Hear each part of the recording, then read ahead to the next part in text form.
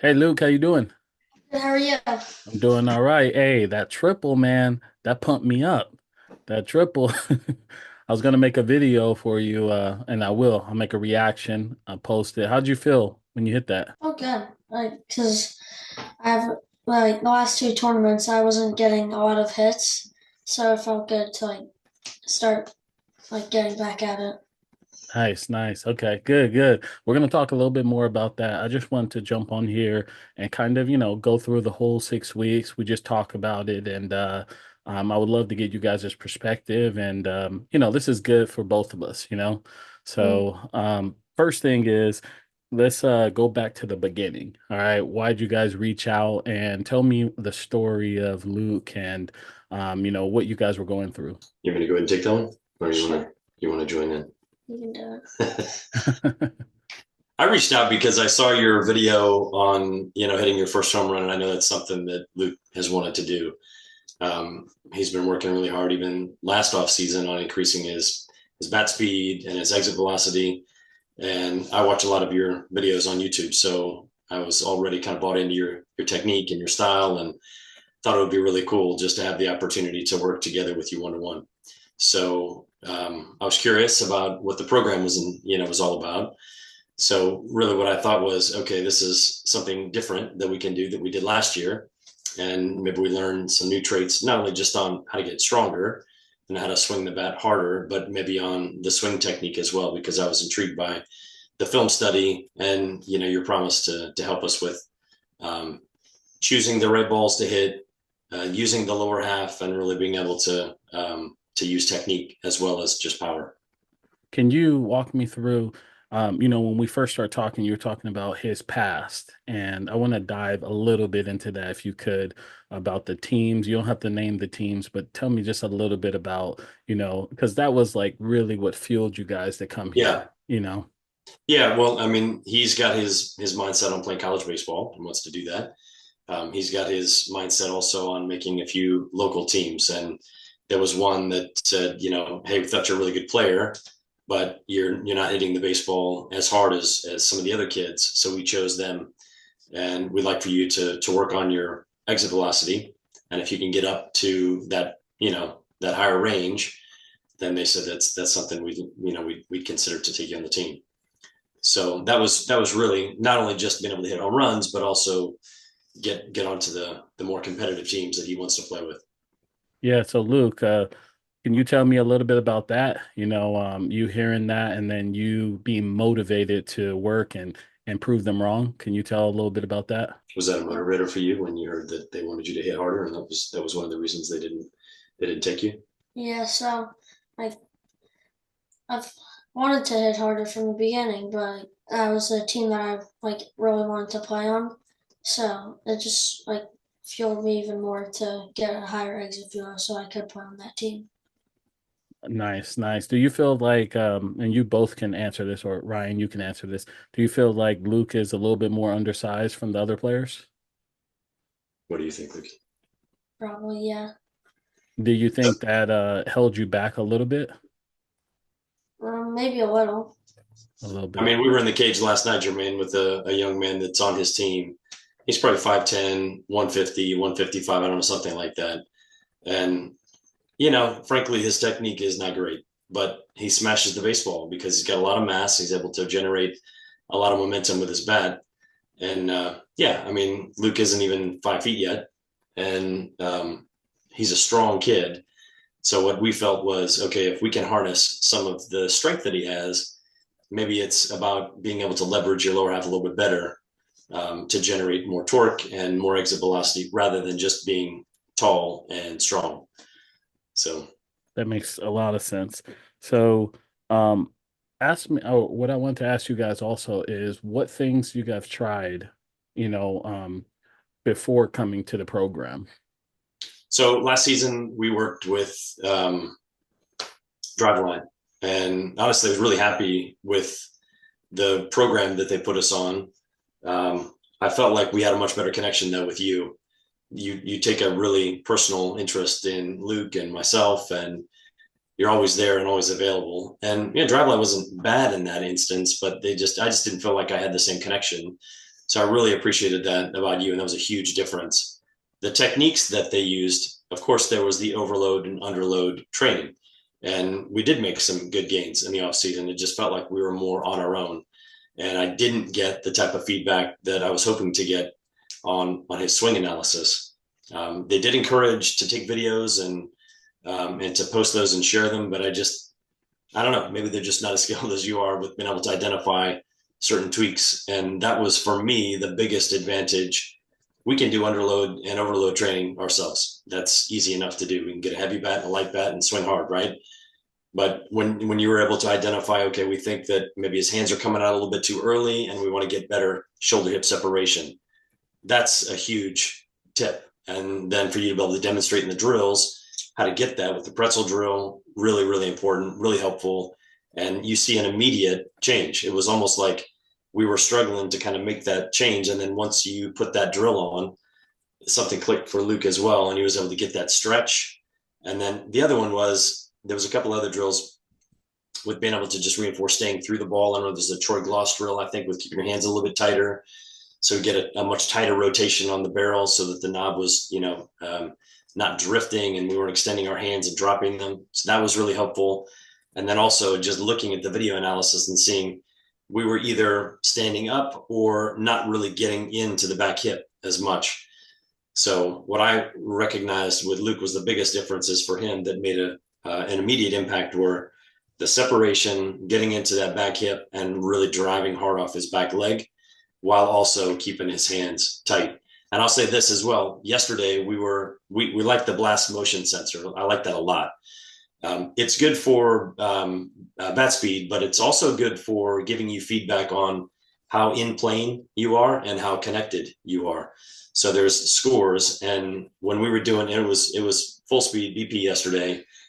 His connection scores were about the same, but his on plane scores and then his the rotational velocity, I think it's called, it's like, when you're in an airplane and you pull the G's or whatever, like how many times gravity, that, and then the on-plane scores were really off the charts, like better than he'd ever done before in this blue category as opposed to just kind of in the yellow. Or so that was really surprising to see those as well, because I think those things also kind of get reinforced with you looking at the mechanics and then working the drills. So it wasn't just us doing overload and underload training.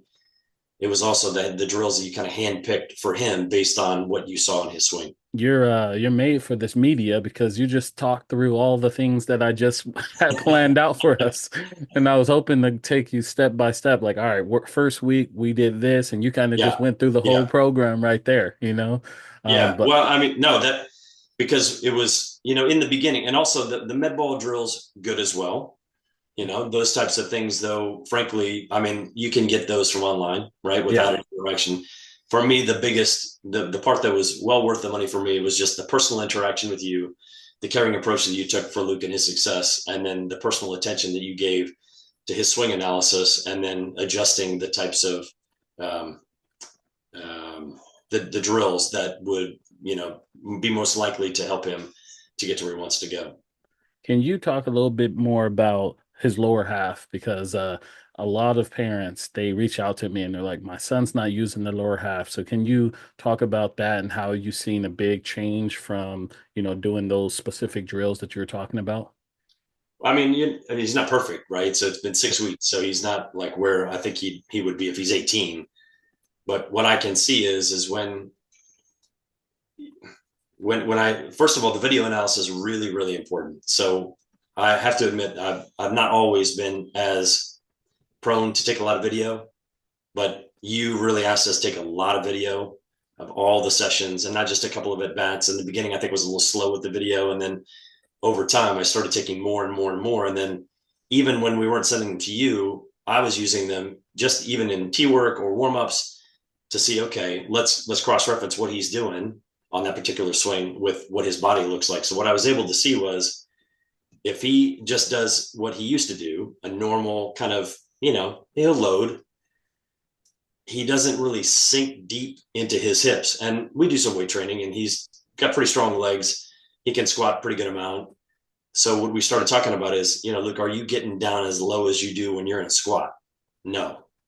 So, I mean, we're not going below parallel, but you can really see a difference when he gets low into his hip, um, because his head drops, his back leg kind of drops, and you can just see this whole body kind of get down deeper.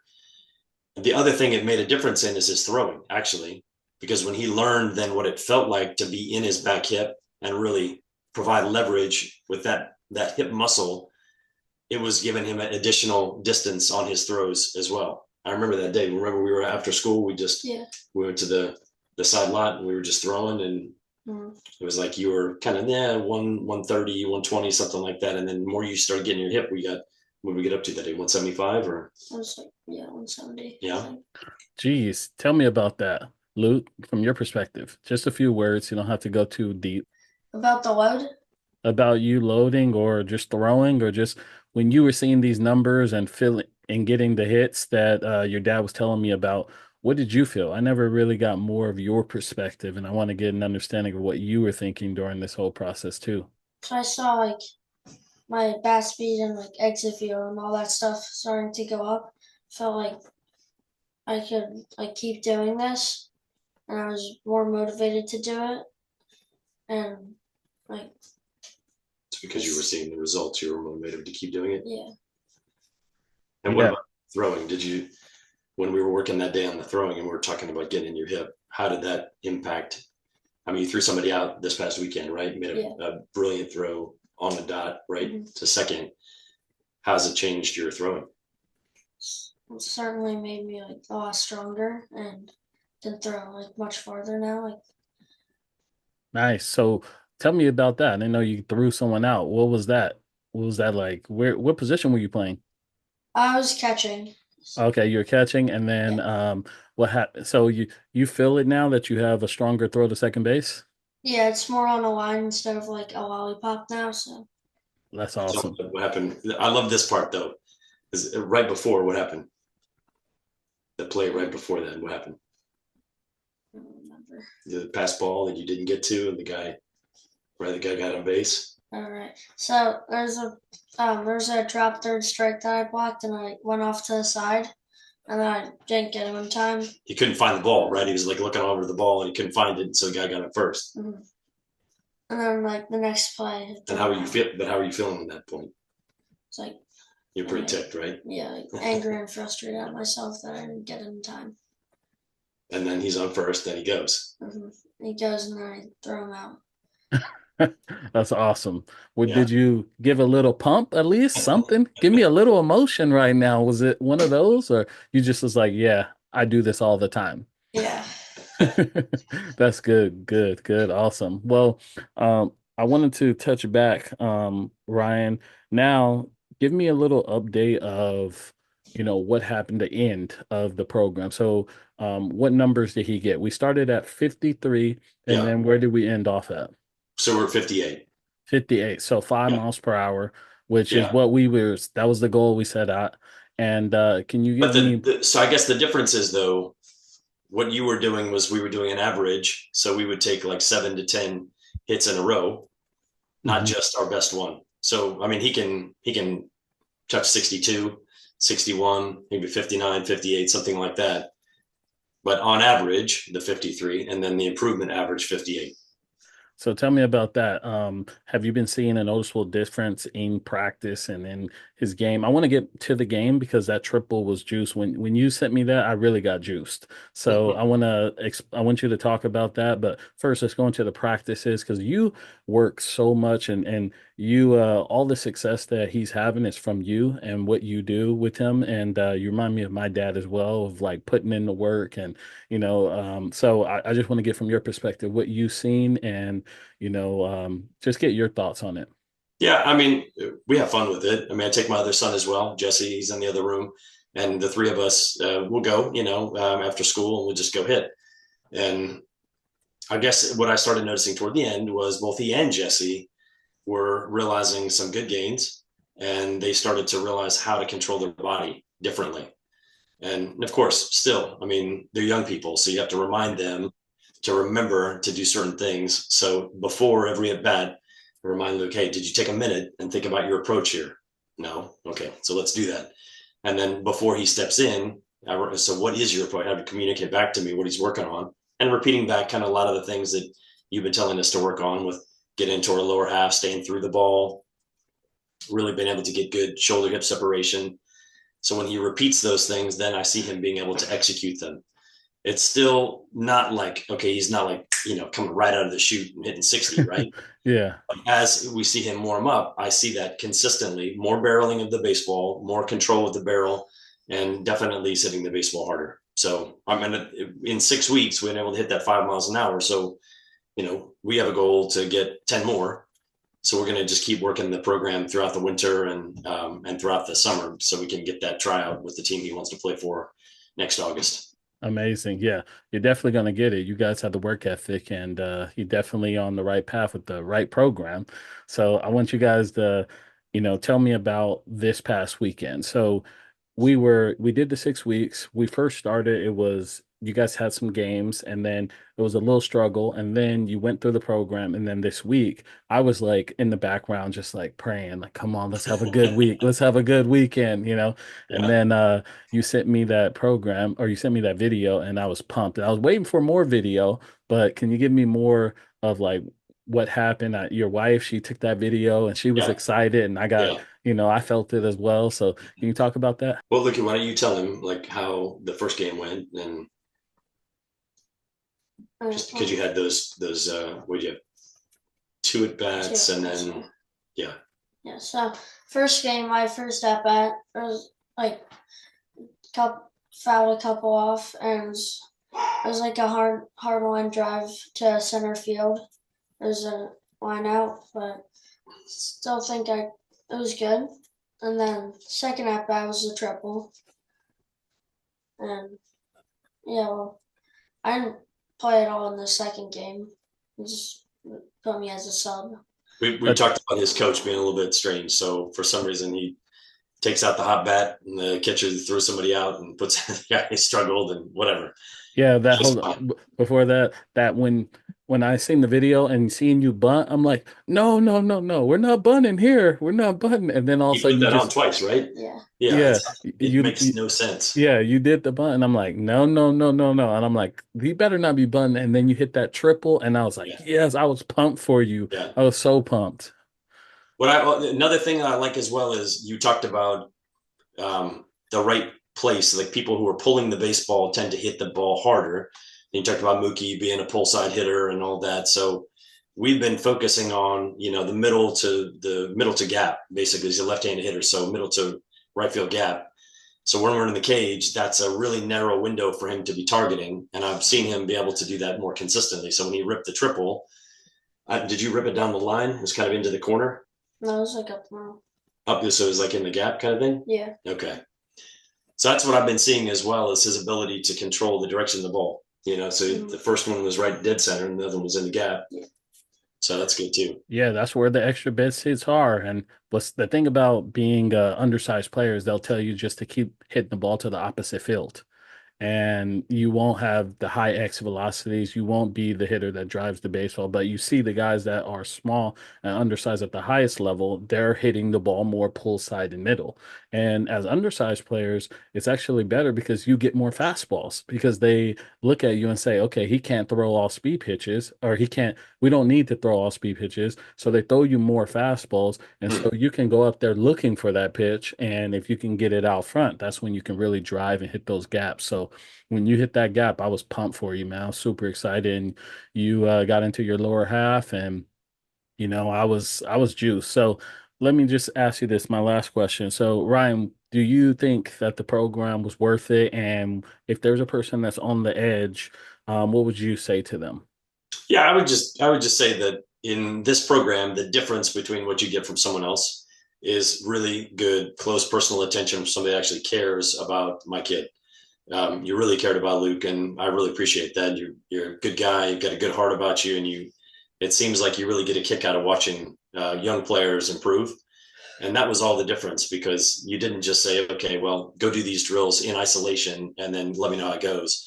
It was, let's look at the swing, and let's find those areas where we can identify, maybe areas for improvement, and really target those and go after those hard. So what I saw is, it wasn't a cookie cutter program. You had the first week and it was like, okay, we're just going to get things rolling. But then after that, it was, okay, now I see what we need to work on. Do this, do that. How did that go? Do this, do that. So there was testing and feedback, testing and feedback. So I'm as a scientist that I can appreciate, because that's something where you experiment with things. A good hitting coach is not just going to treat everybody the same. They're going to look at the individual areas for improvement for each player and then implement a plan just for them. So that's what I felt like you did for us.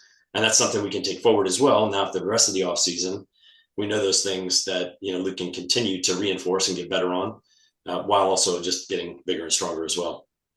Amazing. So would you recommend it? Yeah, definitely. I would. Okay. Awesome. Yeah. Luke, my last thing to you is, did you feel more confident going through the program? Yeah, because I definitely got much better, and that built my confidence more. Yeah.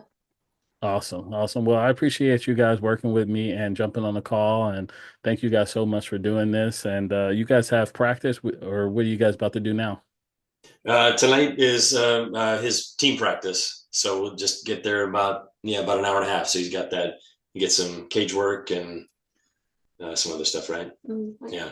Awesome. Keep swinging and keep me up to date. I want to showcase all your success. Okay. All So that's right. plus 5 miles per hour. And before we go, I'm going to send you a baseball sign. You're in the 5 miles per hour club. So we're going to send that to you, baseball sign to you. And I want you to take a picture of it. Okay.